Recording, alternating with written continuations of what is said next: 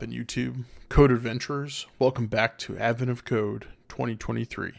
Chris here, and last night we navigated the tricky game of camel cards, dealing with bids, wild jokers, and a little bit of poker magic. If you missed the card shuffling action, catch up, because tonight we're diving into day 8, and the coding festivities just keep getting merrier and brighter. I hope you've got your warm coding sweaters on, because it's a bit chilly outside.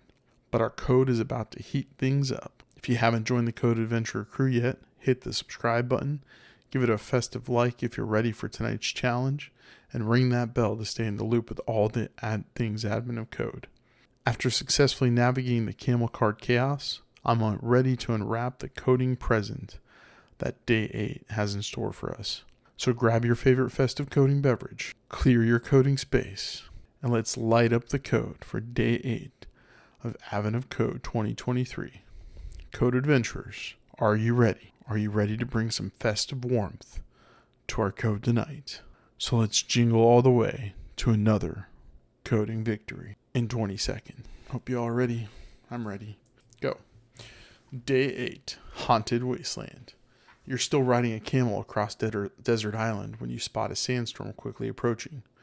When you turn to warn the elf, she disappears before your eyes. To be fair, she had just finished warning you about ghosts a few minutes ago. One of the camel's pouches is labeled maps.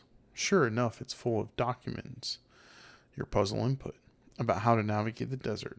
At least you're pretty sure that's what they are. One of the documents contains a list of left-right instructions, and the rest of the document seems to describe some kind of network of labeled nodes.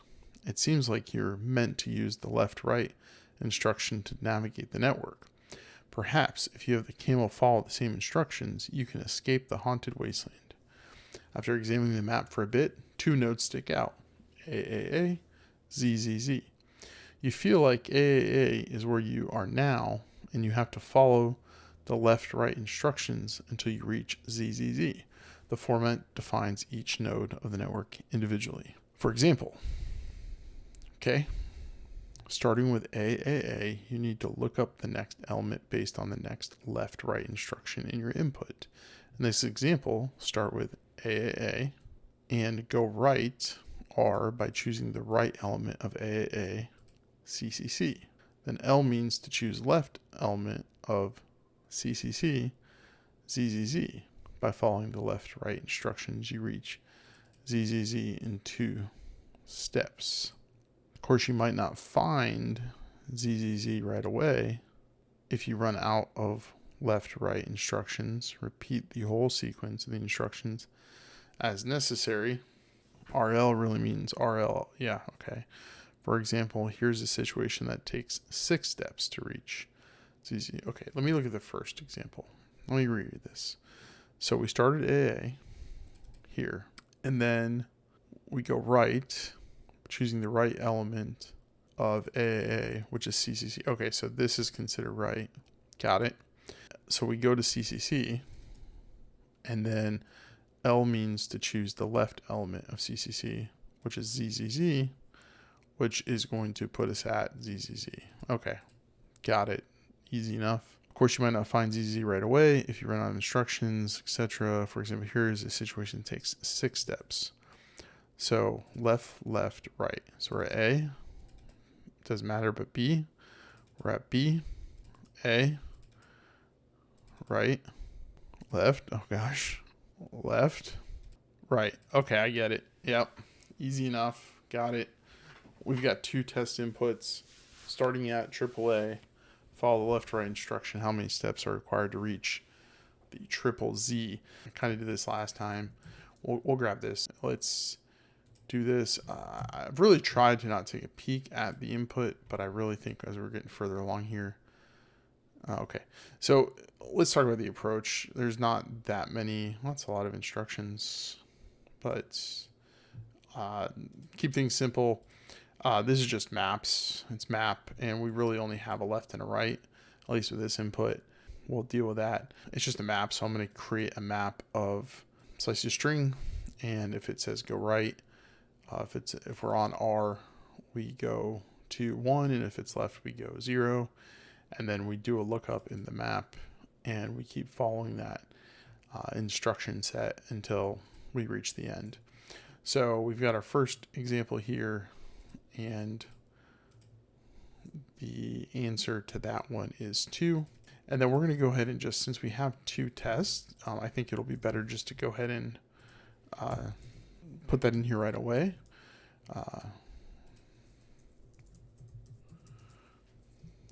Why not? The more input you have, the better, more accurate your program is going to be. So we'll go ahead and add that. And so now we've got 2 test cases. All right, so first things first, let's process the input. I'm just going to grab test 2 because it's pretty small. And we're going to go ahead and start parsing this file. Let's put it up here just so I can get my eyes on it. We'll get rid of this somewhat for now. The first line is we're gonna do strings. Actually, we'll do lines strings dot split, and then we're gonna split it on the hard return. And we know that line 1, what do they call it, directions? I don't remember. Lines sub 0. Actually, we'll go ahead and split on the double hard return. Yeah, go ahead and split on the double hard return, and then we'll do for line in range of lines sub 0 strings dot split.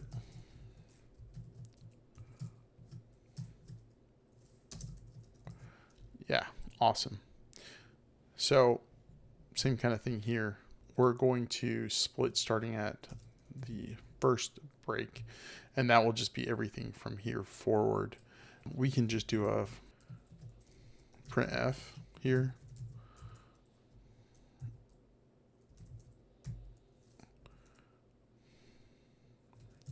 Yeah, we'll go with lines.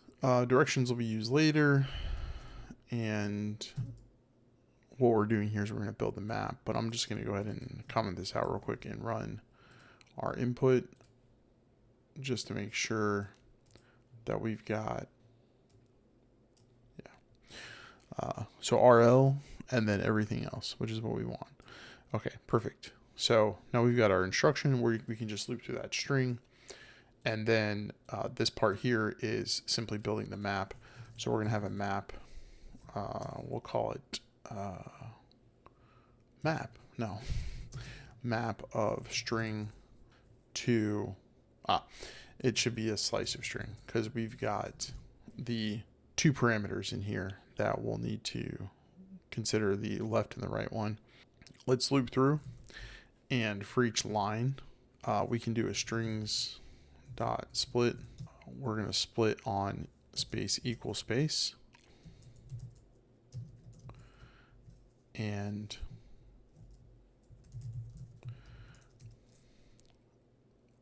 the key is going to be items sub 0, and the values are going to be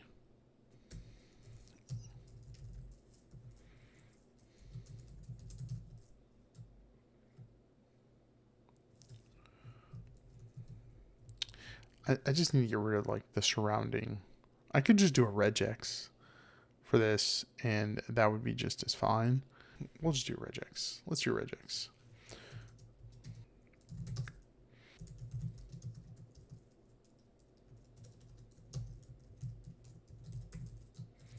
We'll go with a must compile, and we have 3 groups. We've got /w plus, we've got equal, we've got the open, the close, and then we've got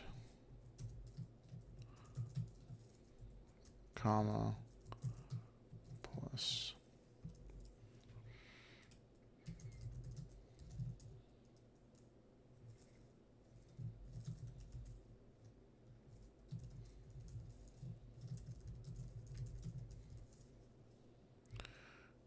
And then we've got our line, and then this should be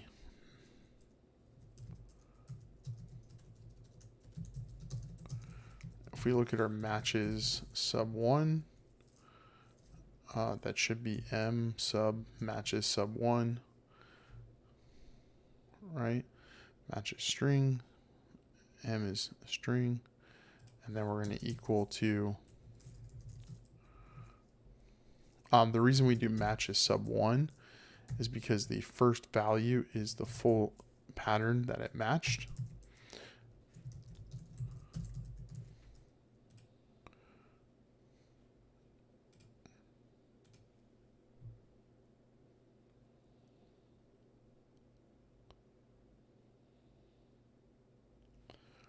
Well, that's no fun. Is that a thing? Nope. I just want to make sure.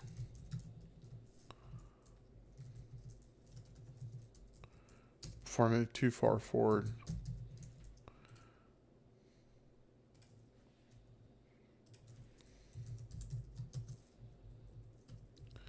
I don't think this printed out at all, which explains quite a bit. That just means that my pattern is trash. So we'll grab this. We're going to go into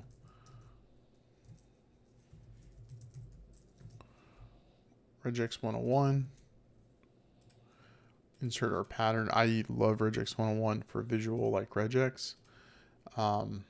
It just kind of helps allow you to visualize what you got going on here.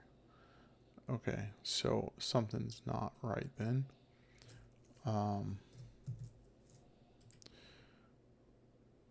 Does not match the subject screen. Burst capture group. That should be right. All right, we'll eliminate some things. That works, okay. There's a space here. Okay, we should be able to add this. We're gonna rerun our test just to see what that output is. Matches, matches, matches. Okay, perfect. Right, awesome. Okay. So now we got that. We know that our map is being populated. And now all we have to do is walk.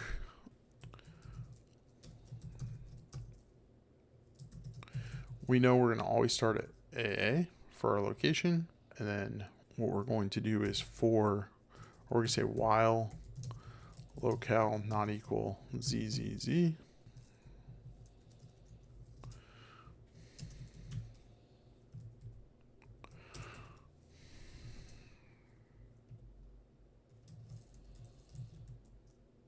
Sorry, old habits die hard.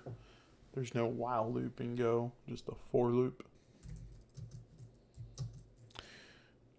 Right, so we're going to move, let's call it direction, in our lines sub 0. So that's going to have us iterate through each character. And we're going to say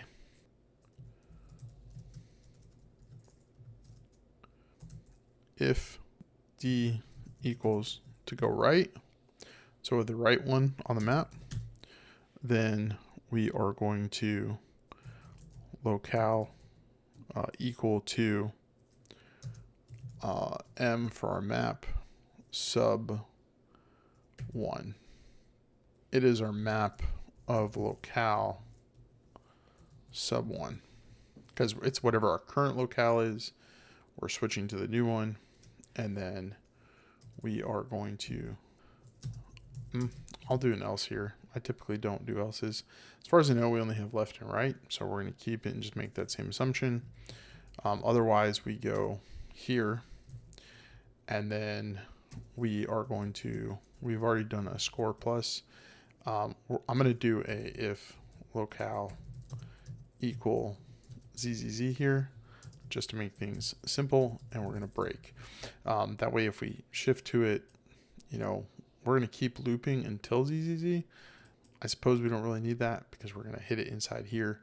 So maybe we remove this entirely, and that's going to be our breakpoint. So we're going to for iterate on this until locale equals ZZZ, and then we're going to return score. Why does this think it's never going to, it's unreachable code? It's not unreachable. Because there's 2 for loops here. Okay. We'll leave the first one in then. We could do a go to, but I'd rather not do that. It's poisonous. All right, cool. So that's done. So let's go ahead and get our input and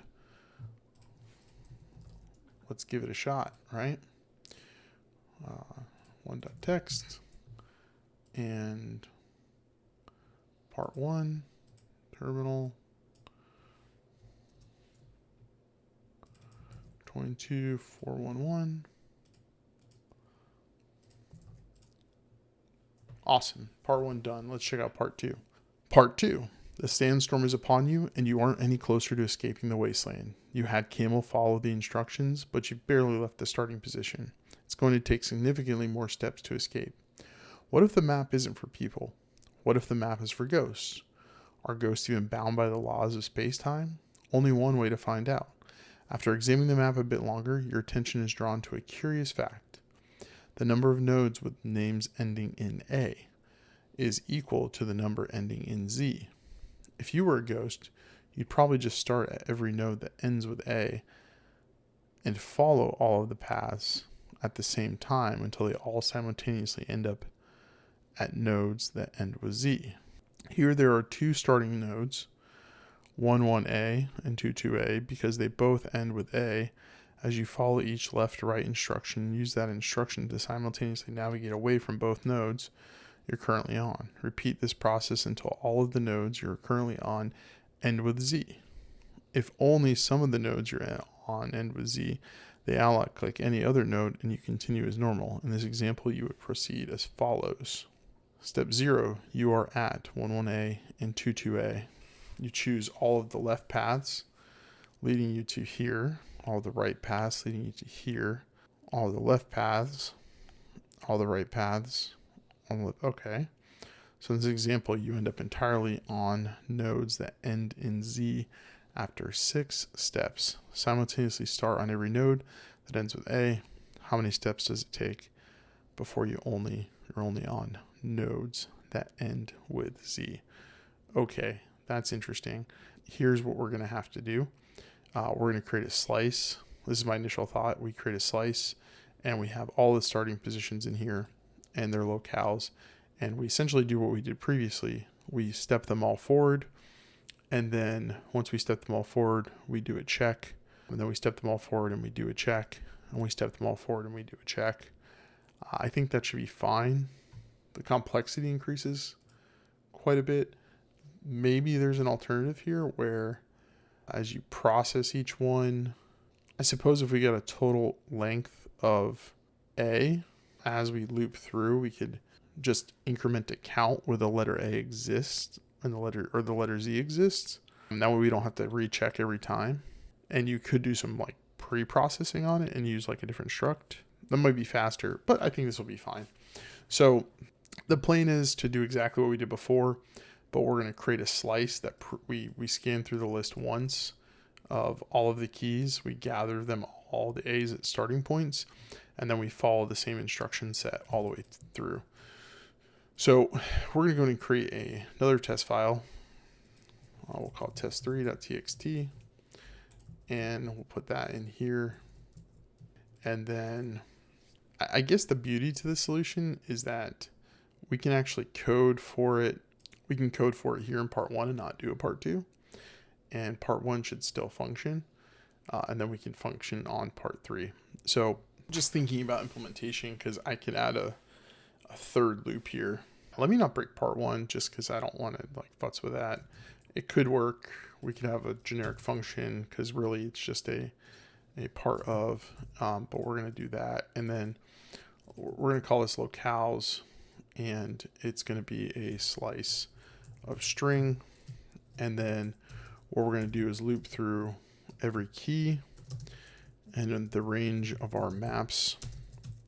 And we're going to say if strings.contains, this is the key.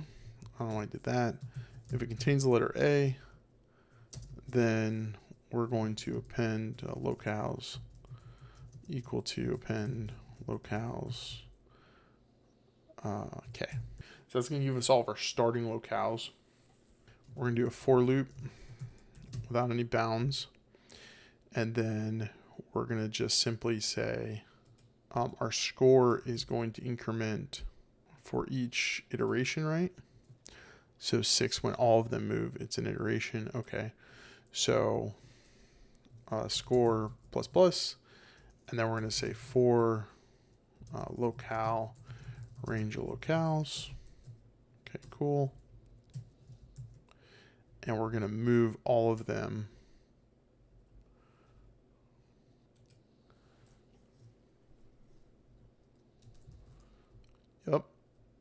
Yep.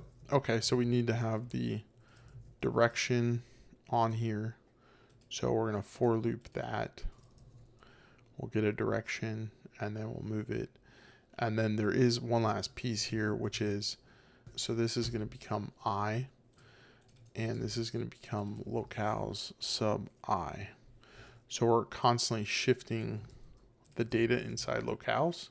So we're going to go through one iteration. We give it a score. We go through each of the locales. Boom, boom, boom, boom, boom. They all get shifted. And then the last step here is just for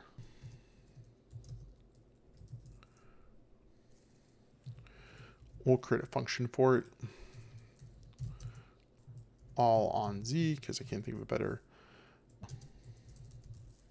name. And it returns a bool. And it'll return false or true. And we'll say if for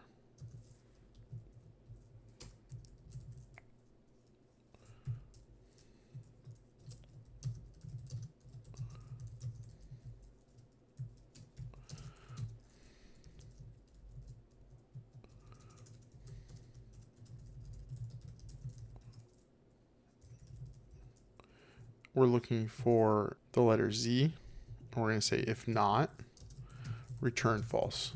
Okay, so that's our validator, right? Otherwise, we're going to return true. So if any of them if we end up with one that doesn't have character, that's automatic fault. And then so that's going to be through each iteration. And then, oh, yeah. And then so we want to check is here, right? So we'll do if all on Z locales. Then we're going to just return score because we've hit our all on Z condition, right? And then I guess technically this is not hittable. And that should be it. That should be all we've got to do. Cool. So let's check our test 3. So we've got a test 3, also 6, index out of range. Uh-oh. Did I add like an extra hard return here or something? No. Okay. Oh. Got it. All right. I was testing the wrong test. Okay, cool. So I think we got that solved. Is the input different? Although it hasn't changed, you can still get the puzzle input. Okay, same input. So let's do that. Part 2. Same input. All right, well, that says a lot. So let's talk about how we can optimize this. So I could build this as a tree instead of a map. That would allow me to maintain a list of nodes, and then I don't have to store the data. And then it's sort of directed. If I create them as nodes, then I could store on it whether or not it is a Z or not. It's one option. I'm not really sure how much more efficient that will be. I would not have to do the map lookup every time. I can still store them in a map so that I can reference the nodes by name. There's also some confidence here too, because there's really only 2 directions. There's left and right. So I think we would be able to traverse much faster if they're nodes. We're going to try that and see, because that'll minimize our computational time, I think, quite a bit. So what we're going to do here is we'll create a part 3. That way if I want to benchmark it later, I can. But we're going to create a type of node, which is just a struct,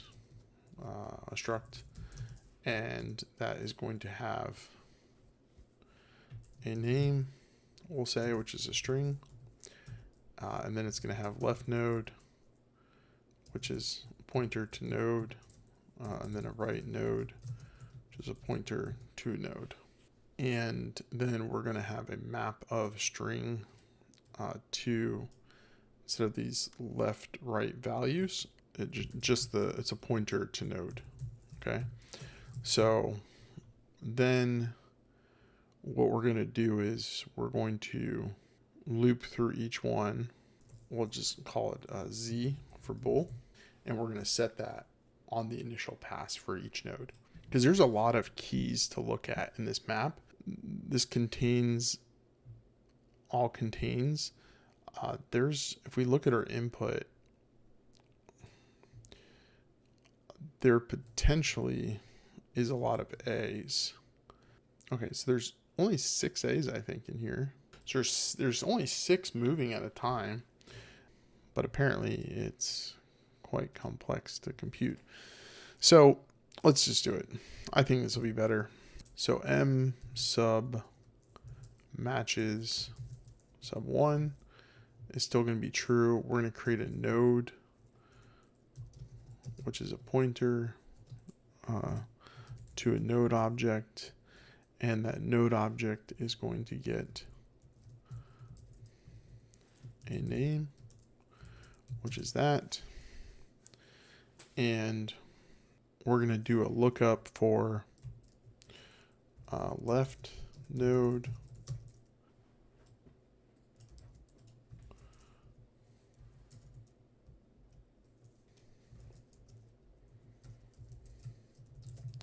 I wouldn't typically, actually no, this is fine. We can do it. We can pass it, because what I want to do is I want to do a check. Well, let me just articulate here. I want to check for the map, and if it's not okay,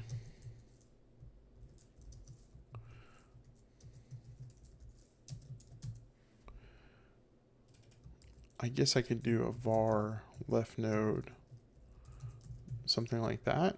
Let me borrow from part 1 here, and let's do this. We're still gonna create this, and we're gonna create the nodes map. So we're still gonna do that, and then we go through and we populate this. So now we have all the nodes and we have all the pieces, so that we can create them all. So what I'm gonna do first is I'm gonna say for range of M, we want the key, we don't want the value, and we want nodes sub k equal to node with the name of k. Okay. So that's going to create all of our nodes, and then we're going to go back through and we're going to say for our nodes, left node equal to M sub K sub 0, but in nodes, right? And then same thing for right node, but it's going to be 1. Okay, so now we've got, what I've done here is I've constructed just a map, and then we created everything based on the string mapping. Then we created all of our nodes based on that. And then we came back in one last pass and we assigned the left and right nodes. So now when we iterate, what we can do is coming back to this here, we're going to call this active nodes, and it's a slice of node. So it's a pointer, and we're going to loop through all of our nodes, and we're going to get the key. And if the key contains an A, then our active nodes equal to append active nodes sub R node. Okay, so now we've got a set of active nodes.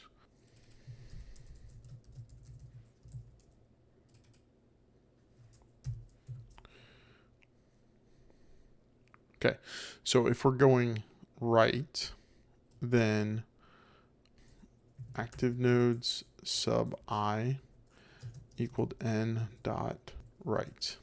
Else, active sub I equaled then left. And then similarly, we'll do all on Z node. We're going to go and kill that because it's not finishing. And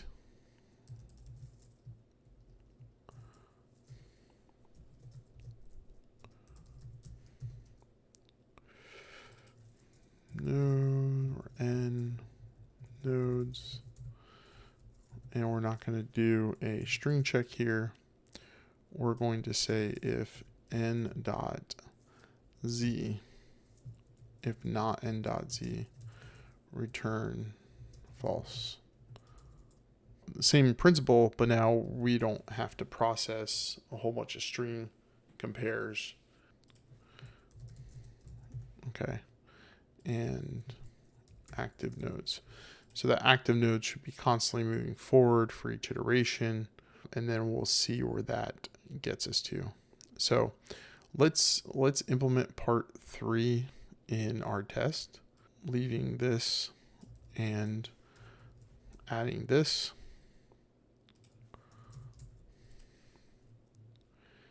And if we run that, did I forget to set Z? I think I did. So here,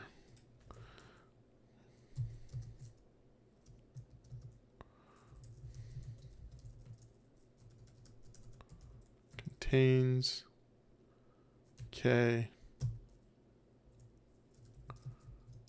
So if it contains a Z, it gets set. Okay. We'll get rid of that. And this does not need to be there. Okay. Right. Back to our test. All right. That's good. All right. We're going to go back to our original here. And we're just going to comment out part 2. And we're going to go ahead and just run 3. All right. So we're back. Been on the struggle bus for a little bit, but I think I got it. So I definitely struggle with the approach here, and at first couldn't really think of another way to iterate through this. So I actually follow this other YouTuber, Hyper Neutrino, who places pretty high in AOC. And I was struggling, and I noticed he posted his video, so I just went and took a look at his Python implementation. And so then I implemented something similar here in Go. As you can see, I have a test for it. I'm using part 3 for this one, for the implementation. It passes. And essentially what the approach is looking for cycles. So we could process every single one over and over again, and it's just an incredibly large amount of data to process. And I think in his video it was something like in the trillions. We'll put a link down in the description to his video. And what we could do to be more efficient is instead for each node, figure out where the cycle is, where we get to a node, and then we iterate through that node, and we come back to that node later. So the way that we're going to handle that is by creating a first node for each iteration of our active nodes. Our active nodes are just anything that starts with an A. And then anytime we get to a Z, we are going to catalog what that iteration is. And we're going to do that until we get back to our first node again. In this case, I'm still using the node implementation that I thought would be a little bit faster. Probably is faster, but not nearly fast enough for what we need for this processing. And so the answer is you don't need to. You just figure out what your cycle is, where your cycle repeats, and then the cycles are going to be slightly different. So letter set A is going to have a different cycle set than letter set B, which is going to have a different set than C, D, etc. And we know that there's only 6 nodes that start with A, so we can traverse this network, and eventually they're going to meet at some point. So what you do is you get the cycles, and once you have the cycles cataloged, when you have each iteration cataloged for when you get into this cyclical loop, since the iteration set is going to be a different distance for each one, you just have to get to that multiple eventually. So the way that you do that is by some maths, and essentially it is really just looping through each number and then finding the least common denominator and then running GCD on that. And what we're doing is we're reducing this down to figure out when all of the overlaps are going to occur between all of the numbers. So that's essentially the goal here. And I haven't actually ran this yet. I've just ran it against the test. The test returned back successful. I have a pretty decent understanding. I honestly, Hyper Neurotrino did a much better job explaining this particular approach. I'd recommend you watch his video if you want a more detailed explanation. But we're just going to run with it and at this point see what happens. So let's run part 3. Let me relabel this.